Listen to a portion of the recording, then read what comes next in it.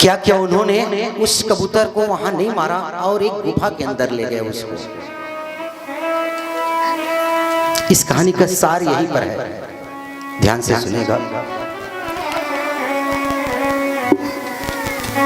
और गुफा के अंदर ले गए, देखा इधर उधर बिल्कुल सुनसान गुफा। मन में विचार किया इसको यही मार देता हूं, कोई देख नहीं रहे। और जैसे ही मारने को उस कबूतर के गले में अपना हाथ ले गए, तत्पर हुए, एक मन में उनका ख्याल आया, अरे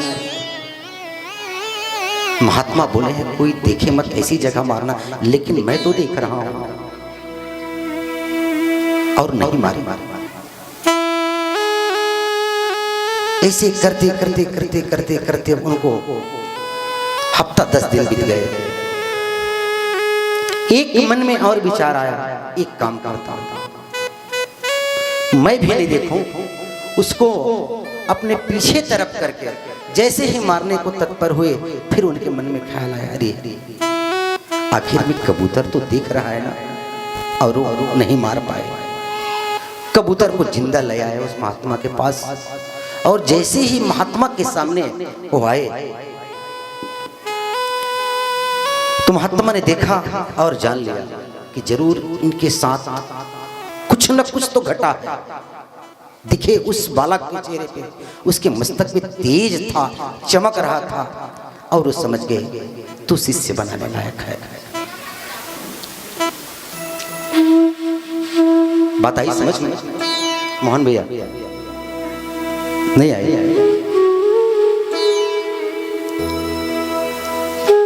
इस कहानी का सार यही है मेरे भाई बहन, आज से इस 7 दिनों की सौदा है। और यही हाल हमारा भी है। हम भी सोचते हैं, कुछ करते हैं तो मन में विचार आता है कि कोई देख नहीं रहा है, लेकिन वो सब जानता है जो आपके भीतर बैठे आत्मा है, वो परमात्मा है, वो आपका ईमान है। 7 दिन कोई सौदा है। 7 दिन तक ऐसी कथा सुनना मेरे भाई बहन, अपनी आत्मा से जोड़ करके सुनना, अपनी परमात्मा से जोड़ करके सुनना, अपने ईमान से जोड़ करके सुनना।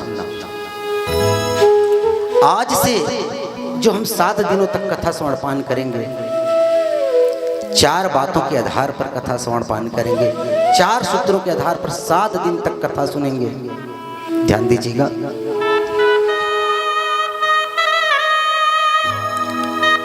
पहली बात,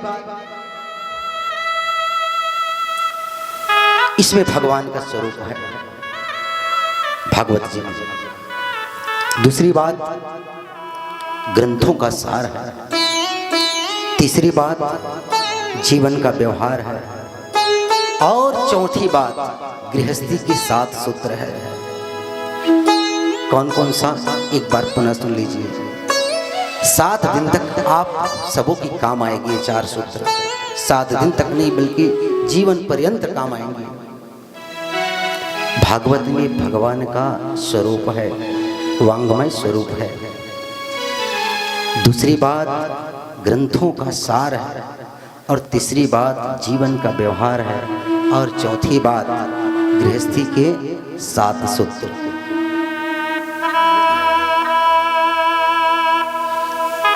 भगवान का स्वरूप है इसमें।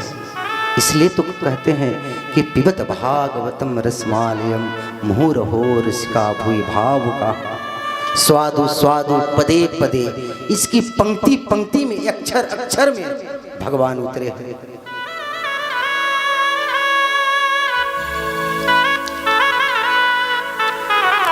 ग्रंथों का सार है। हमारी भारतीय संस्कृति में 4 ग्रंथ, ध्यान दीजिएगा। कौन सा है सालिक भैया? महाभारत, गीता, रामचरितमानस और श्रीमद् भागवत। महाभारत हमें रहना सिखाती है कि एक संसार में, एक समाज में, एक गांव में, एक परिवार में कैसे रहना है। ये महाभारत सिखाती है हमें। प्रथम स्कंद में आप पूरी महाभारत की कथा श्रवण करेंगे। आज की कथा में 100% आप कल से ध्यान देंगे, आज ही से ध्यान देंगे। दूसरे अध्याय से लेकर के दूसरे स्कंद से लेकर के अष्टम स्कंद तक के आपको गीता की कथा मिलेगी, जो हमें करना सिखाती है।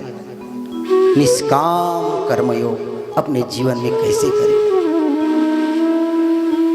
और जैसे ही 8वां स्कंद विश्राम होगा, 9वें स्कंद में हम प्रवेश करेंगे तो हमें रामायण की कथा मिलेगी, जो हमें जीना सिखाती है।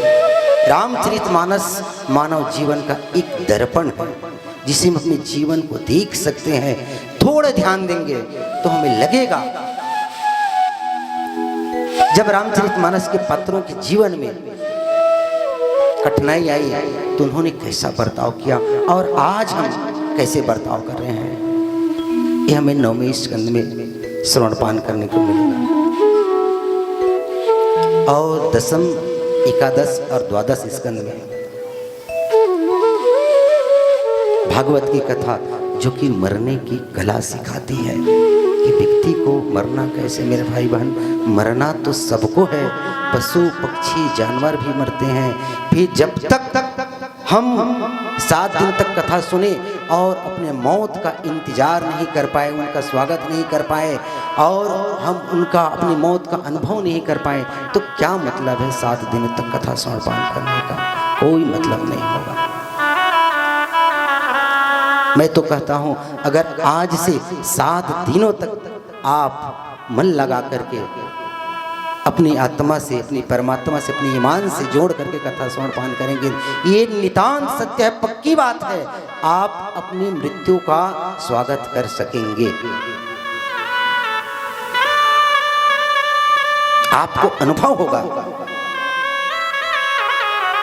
बस हृदय पवित्र करके कथा सुनिएगा। कथा सुनने के बाद चिंतन करना है, और चिंतन करने के बाद उन्हें अपने जीवन में ढालना है।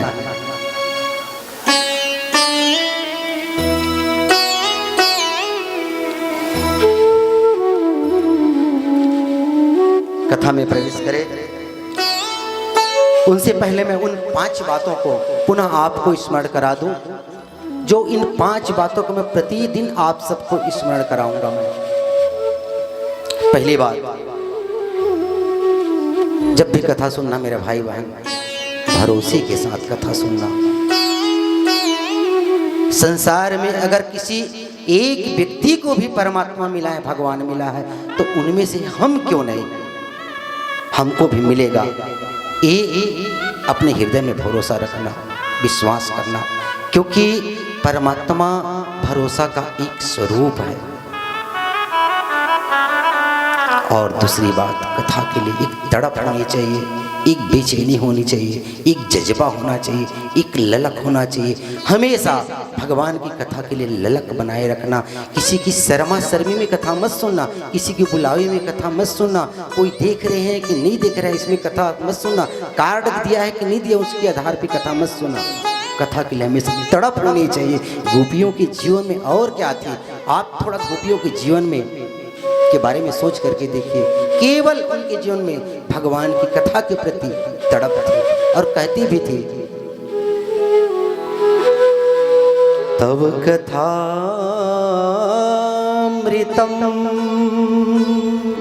प्रभु आपकी कथा तो अमृत है। तप्त जीवनम कविभिरीडितम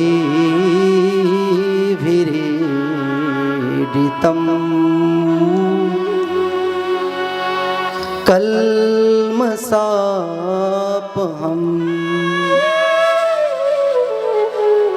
श्रवणमंगलम। प्रभु आपकी कथा तो सुनने से मंगल कर देती है, आपकी कथा तो अमृत है, तपते हुए जीव को शांति प्रदान करने वाली है। ये भाव से ललक बनाए रखना। कल पूछूंगा मोहन भैया ध्यान दो इधर, कोई सुने या ना सुने, आपको ध्यान देना। आइए लखन भैया।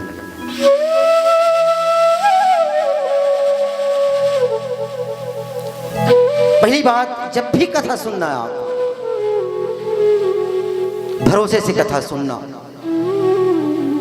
दूसरी बात क्या बताया मैं, कथा के लिए ललक बनाए रखना। तीसरी बात,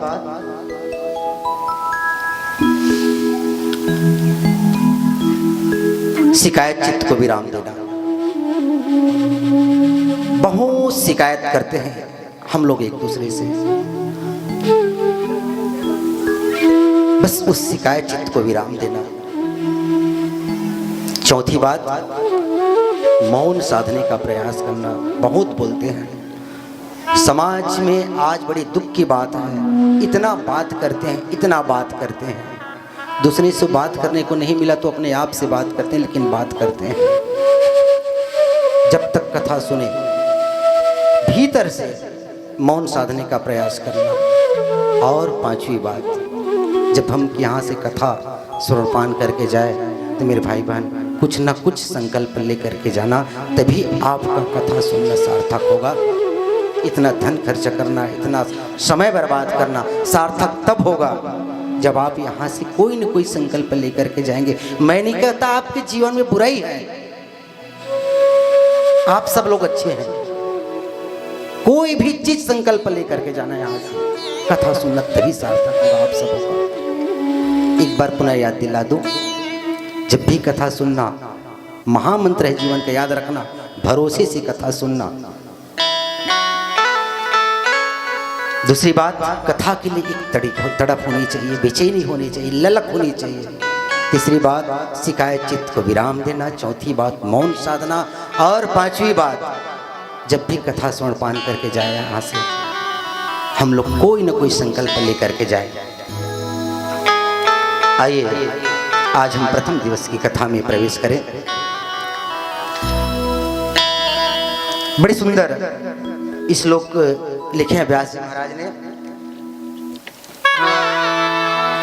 के जन्माधस्य यतोऽन्वयादितरस्यार्थे स्वविज्ञः स्वराट् तेने ब्रह्म हृदयाय याति कवे मुह्यन्ति यत् सूर्यः तेजो वारी मृदाम यथा विनिमयो यत्र त्रिसर्गो मृषा धाम्ना स्वेन सदा निरस्तकुहकं सत्यं परं धीमहि सत्यं परं धीमहि सत्यं परं धीमहि। अद्भुत है भागवत की कथा, चिन्मयी है। देखिए, आपने ये जरूर अपने जीवन में अनुभव किया होगा, आप कुछ न कुछ कविता पढ़े होंगे, कि पुस्तक पढ़े होंगे, कि और किसी की गाथा पढ़े होंगे, कविता भी पढ़े होंगे, कोई गीत भी पढ़े होंगे, उसमें किसी न किसी देवी या देवता की स्तुति की है। किसी में दुर्गा की, किसी में हनुमान जी महाराज की, किसी में गणेश जी की, किसी में भगवान राम की, किसी में कृष्ण की। लेकिन श्रीमद् भागवत महापुराण एक ऐसा ग्रंथ है, व्यास जी महाराज इसको प्रारंभ करने से पहले किसी का स्मरण नहीं किया, स्मरण किया है, वंदना किया है तो सत्य का। धाम्ना स्वेन सदा निरस्तकुहकं सत्यं परं धीमहि। सत्य की वंदना की है। प्रथम स्कंद में हम प्रवेश कर रहे हैं। प्रथम स्कंद अधिकार लीला है। एक श्रोता और वक्ता का क्या कर्तव्य है, कैसा होना चाहिए, ये बताए हैं 19 अध्याय का।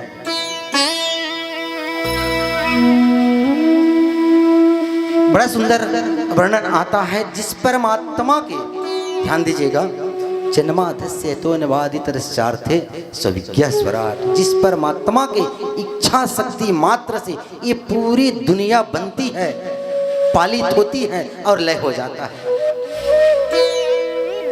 वो कैसा है?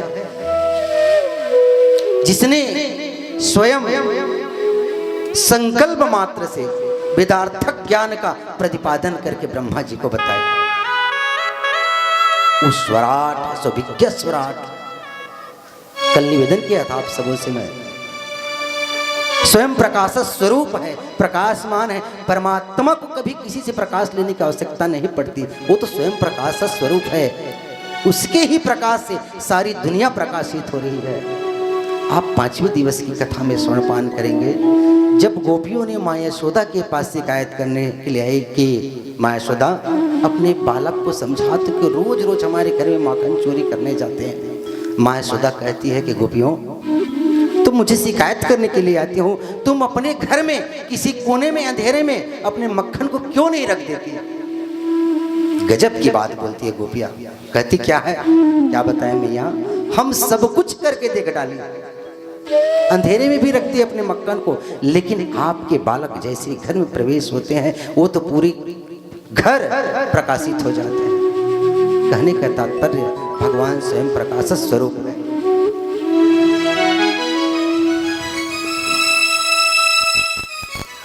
ऐसे सत्य की वंदना व्यास जी महाराज ने किया है। एक बात और, सत्य की वंदना करके व्यास जी महाराज ने ये बताना चाहते हैं कि जितना ज्यादा हो सके, क्या जीवन में जितना ज्यादा हो सके सत्य को अपनाओ, सत्य के मार्ग पर चलो, तब हमारा कथा सुनना और ये जीवन मानव तन सार्थक हो जाएगा। कब? जब हम सत्य के मार्ग पर चलेंगे। आज हम अपने हाथों में कलावा बांध करके 7 दिनों के लिए कथा स्वर्णपान कर रहे हैं, और जब तक हम सत्य के मार्ग पर नहीं चलेंगे, याद रखना हमारा कथा सुनना सार्थक नहीं हो सकता। सत्य की वंदना करके व्यास जी महाराज ये भी बताना चाहते कि जीवन में जितना ज्यादा हो सके सत्य के मार्ग पर चलो। इतना ही नहीं, तुलसी बाबा भी ने लिखा है, धर्म न दूसर सत्य समाना, धर्म न दूसर सत्य के समान कोई धर्म नहीं है।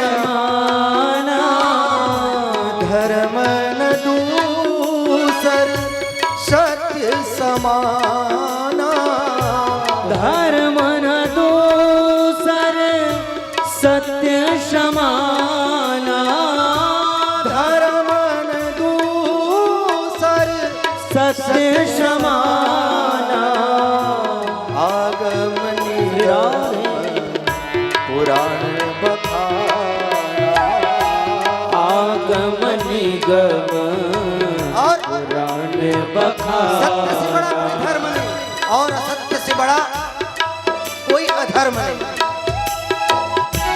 गिरिसम होई की कोटि की गुंजा, गिरिसम होई कोटि की गुंजा, गिरिसम होई की कोटि की गुंजा।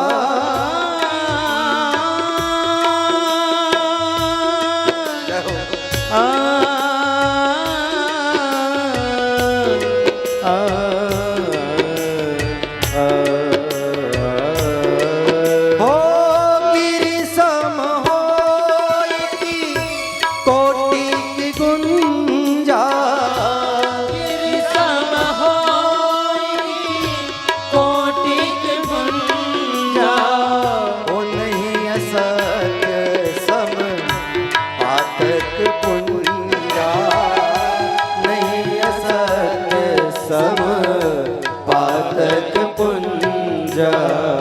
असत्याद परमो अधर्मो, असत्य से बड़ा कोई अधर्म नहीं और सत्य से बड़ा कोई धर्म नहीं। इसलिए मेरे भाई बहन, जितना ज्यादा हो सके जीवन में सत्य को अपनाओ, सत्य के मार्ग पर चलो।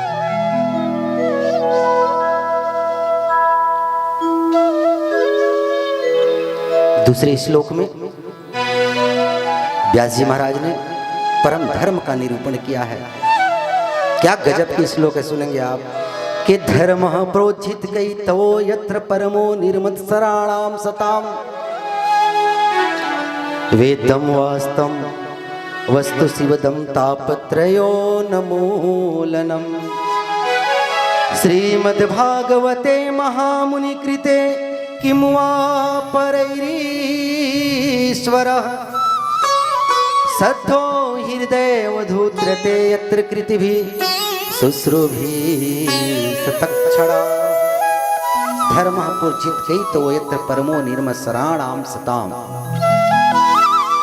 ये परम धर्म क्या है? परम धर्म क्या है?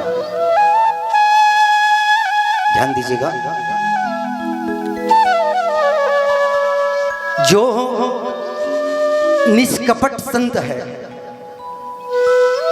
जिसके हृदय में कोई भी छल कपट द्वेष नहीं है, ऐसा संत, जिसको न प्लेट चाहिए, न गाड़ी चाहिए, न बंगला चाहिए, ऐसा जो संत है, उनके जानने योग्य कृष्ण कथा ही परम धर्म है। आ रही समझ बात मोहन भैया? आ रहे कि नहीं आ रहे? नहीं आ रहा कुछ बता दो। आ रहे ना? क्या है परम धर्म? जो निष्कपट संत है, जिसके मन में हृदय में न काम क्रोध न लोभ मोह मद मत्सर इत्यादि कुछ भी नहीं है, जिनका हृदय निर्मल है, उसकी जानने योग्य कृष्ण कथा है परम धर्म है। सद्दो हृदय रुद्धते कृतिभिः शुश्रूभिः तत्क्षणात्। मैं तो कहता हूं मेरे भाई बहन, जीवन में आपको कोई ग्रंथ सुनने की अगर इच्छा नहीं हो रही है, एक बार जीवन में संकल्प ले लो भागवत कथा सुनने की। देखिए, हम 7 दिन तक नियम से भागवत सुन रहे हैं, हम बड़ा भागी हैं, हमसे बड़ा भाग्यमान कोई नहीं है। यदि हम 7 दिन तक कथा श्रवणपान नहीं कर सके, नहीं आ पा रहे किसी कारणवश, और आज हमने अपने घर में बैठे बैठे सोच लिया कि चलो आज हमारे गांव में कथा हो रही है, तो सुन ही आते। जैसे अभी आप घर में हैं, पंडाल तक पहुंचे नहीं है, इस दरबार तक आए नहीं है, केवल मन में विचार किए हैं, ठीक उसी समय आपके हृदय में अवरुद्ध हो जाते हैं भगवान। सद्यो हृदय रुध्यते कृतिभिः शुश्रूभिः तत्क्षणात्। जैसे आपके मन में विचार आया, उसी क्षण आपके हृदय में अवरुद्ध हो जाते हैं, और ऐसे अवरुद्ध होते हैं कि वो फिर कभी निकल नहीं पाते। इसलिए व्यास से पूछा महाराज, ये भागवत की प्रारंभ कैसे हुई, कैसे शुरुआत हुई भागवत की? क्या व्यास जी ने रसीली श्लोक लिखे हैं, सुनेंगे। के निगम कल्पतरोर गलितम फलम सुख मुखादमृत द्रव संयुतम पिबत भागवतम रसमालयम मुहुरहो रसिका भुवि भावुका। निगम कल्पतरोर गलितम फलम सुख मुखात मृत देव संयुतम। निगम कहते हैं वेद को। किसको? कुछ तो बोला करो भाई आप लोग भी। निगम कहते हैं वेद को। जो वेद रूपी निगम रूपी कल्प वृक्ष का पका हुआ फल। कैसा फल? पका हुआ फल, वो है श्रीमद् भागवत कथा। निगम कल्प तरोर गलितम, गलित फल, पका हुआ फल। सुख मुखादमृत द्रव संयुतम पिबत भागवतम रसमालयम मुहुरहो रसिका भुवि भावुका।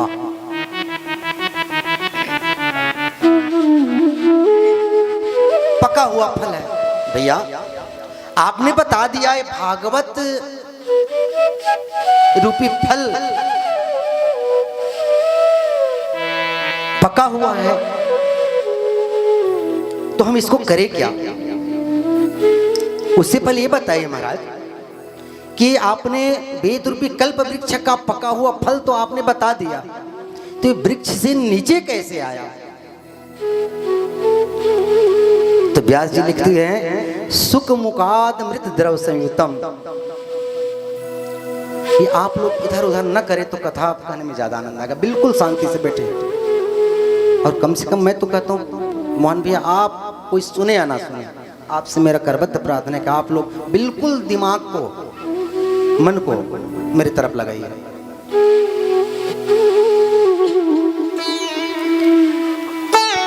तो ये नीचे आया कैसे कल्प वृक्ष से? तो सुख मुखात मृत द्रव संयुतम। सुख कहते हैं तोता को, सुख कहते हैं तोता को। और आप देखे होंगे तोता उसी फल में मुंह लगाता है जो फल मीठा रहता है। सही बात है कि गलत है? या ऐसा भी कह सकते हैं तोते के मुख लगने से वो फल मीठा हो गया।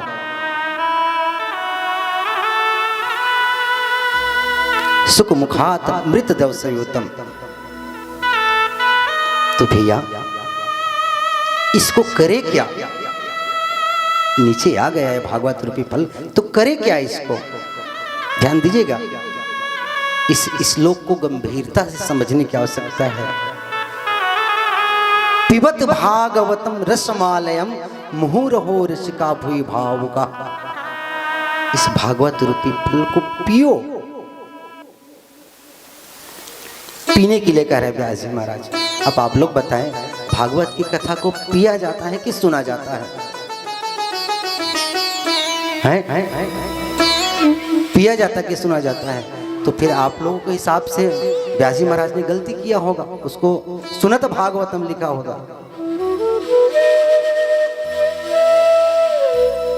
पीने के लिए कहा है। कितना पिए महाराज, कितना सुने इस कथा को। अभी 2 महीने पहले दर्रा भाटा में श्रीमद् भागवत के दिव्य आयोजन हुआ था। कुछ दिन पहले सीपत में हुआ था, कुछ दिन पहले बिलासपुर में हुआ था, कुछ दिन पहले अकलतरा में हुआ था। वो तो दिन रात भागवत की कथा चल रही है। तो कितना सुने, कितना पिए इस कथा को।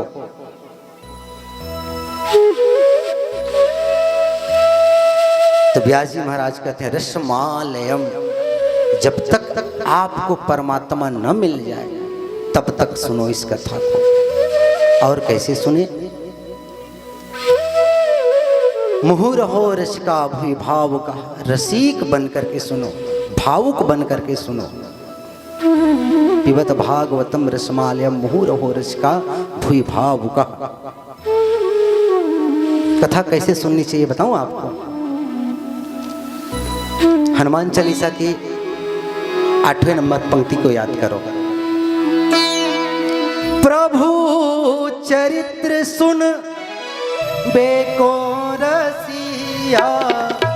प्रभु चरित्र सुन बेको रसिया। प्रभु चरित्र सुन बेको रसिया। प्रभु चरित्र सुन बेको रसिया।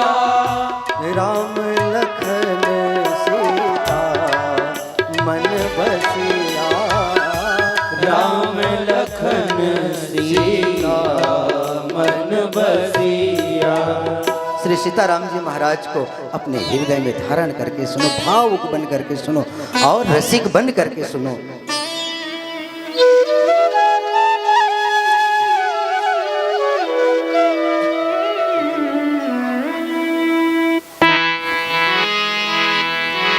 गोविंद बोलो हरि गोपाल बोलो।